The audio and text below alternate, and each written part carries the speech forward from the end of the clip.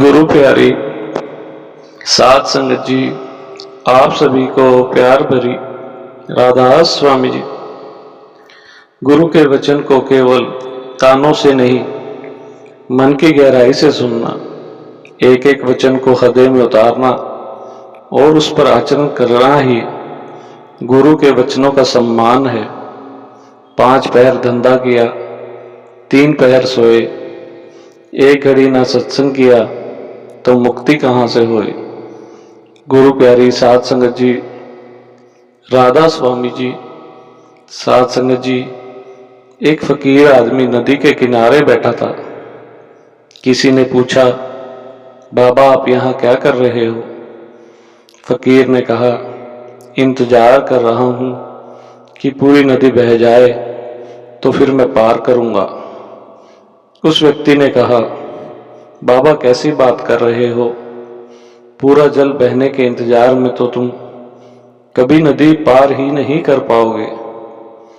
फकीर ने कहा, भाई मैं भी तो तुम लोगों को यही समझाना चाहता हूँ कि अब समय है, भजन सिमरन कर लो, पर तुम तो सदा यही कहते रहते हो कि एक बार जीवन में जिम्मेदारियां पूरी हो जाएं तो मौज करूंगा, घूमूंगा फिरूंगा, उन सब से मिलूंगा, सेवा करूंगा, सिमरन करूंगा। मेरे भाई, जैसे नदी का जल कभी खत्म नहीं होगा, हमको इस जल से ही पार जाने का रास्ता बनाना है। इसी प्रकार जीवन खत्म हो जाएगा, पर जीव के काम धंधे कभी खत्म नहीं होंगे। इसलिए समय रहते भजन सिमरन कर लो, फिर समय मिले ना मिले कोई पता नहीं। इसके साथ एक साखी और है। एक अंधा व्यक्ति डेरा ब्यास में आया। उसकी वहां पर कुछ सेवादारों से मुलाकात हुई और एक सेवादार ने उस व्यक्ति को पंडाल में ले जाकर पीछे बैठा दिया। उसने बाबा जी का पूरा सत्संग सुना और सत्संग सुनने के बाद वह उस सेवादार को कहने लगा कि मुझे आपके सतगुरु से मिलना है, कृपा करके आप मुझे अपने सतगुरु जी से मिलवा दें। उस सेवादार ने कहा कि आज संगत बहुत ज्यादा है, बहुत भीड़ है, आज आपका उनसे मिलना बहुत मुश्किल है। आप ऐसा करें, आज रात आप यहीं रुक जाएं, कल का सत्संग सुनकर ही जाएं। आज रात आप मेरे पास ही रह लें। उस अंधे व्यक्ति ने वैसा ही किया। अगले दिन वह फिर सत्संग सुनने पंडाल में गया। उस सेवादार ने उस अंधे व्यक्ति को पंडाल में साइड में बिठा दिया। उसने महाराज जी का सत्संग बड़े प्यार से व ध्यान से सुना और उस सत्संग में भी महाराज जी ने नामदान की ही बात बताई, नामदान की अहमियत बताई। तो उसके अंदर तड़प लग गई कि मुझे भी नामदान लेना चाहिए। वह सत्संग सुनते सुनते रो रहा था।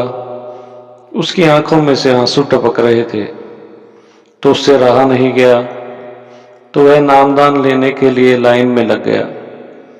तो सेवादारों ने उसे निकाल दिया और कहा कि आपकी आंखों की ज्योति नहीं है, इसलिए आपको नामदान नहीं दिया जा सकता। उस अंधे व्यक्ति ने कहा कि अगर ऐसा है तो मुझे अपने सतगुरु से मिलवा दो, मुझे उनसे बात करनी है। उसको महाराज जी के सामने पेश किया गया, तो महाराज जी ने भी यही बात कही। तो उस अंधे व्यक्ति ने कहा कि फिर ऐसा करो, जहां पर मुझे नामदान मिल सकता है वहां पर मुझे भेज दो। महाराज जी ने उसकी यह बात सुनकर उन सेवादारों को कहा कि भाई इसे पीछे ले जाकर बैठा दो। सेवादारों ने वैसा ही किया, उसे पीछे जाकर बिठा दिया। जब बड़े महाराज जी ने सारी संगत को नामदान दे दिया, तो आखिर में बड़े महाराज जी ने उस भाई को कहा, उठ खड़ा हो जा।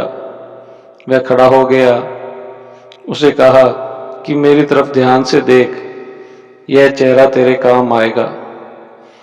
जब उसने आंख उठाकर देखा तो उसकी आंखों की ज्योति आ गई। उसने महाराज जी को देखा। महाराज जी ने कुछ वक्त के लिए उसे आंखों की ज्योत दे दी।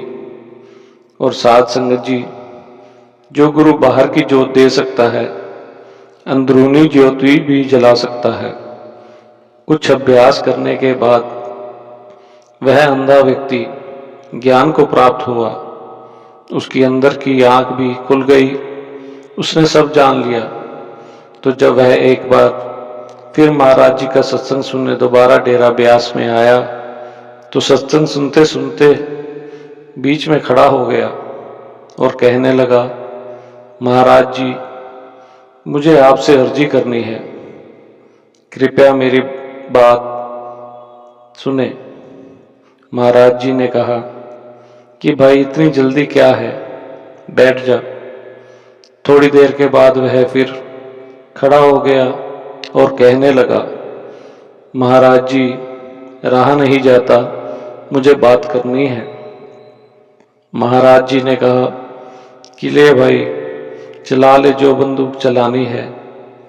सारी संगत को कहने लगा, मेरे भाई बहनों, यह कोई इंसान नहीं है, यह पूर्ण संत सतगुरु रब हैं। इसको इंसान मत समझना। मैं आपको अपनी कहानी बताता हूँ। मैं पिछले जन्म में एक चील था जो कि डेरा ब्यास के पास एक वृक्ष पर रहता था और डेरा ब्यास के कुछ सेवादार वृक्ष के नीचे लंगर खाकर चले गए और कुछ टुकड़े मुझे मिल गए और मैंने वह टुकड़े खाए। खाने के बाद उडारी भरी तो रेलवे लाइन पर एक कुत्ता जो कि घायल पड़ा हुआ था, तो मैंने देखा कि मुझे मांस मिल गया। क्योंकि हम चील जात को मांस बहुत पसंद होता है, तो मैंने सबसे पहले उसकी आंखें खाई। इसी कारण मुझे इस जन्म में आंखों की ज्योति नहीं मिली, लेकिन मेरे सतगुरु ने मुझे सब दे दिया जो मुझे चाहिए था। मेरे वीरों, मेरे भाइयों, यह कोई आम आदमी नहीं है, यह रब है। इनको तुम इंसान मत समझना। इसी के साथ साध संगत जी आप सभी से इजाज़त चाहते हैं और मिलते हैं फिर एक नई साखी के साथ। राधा स्वामी जी, धन्यवाद।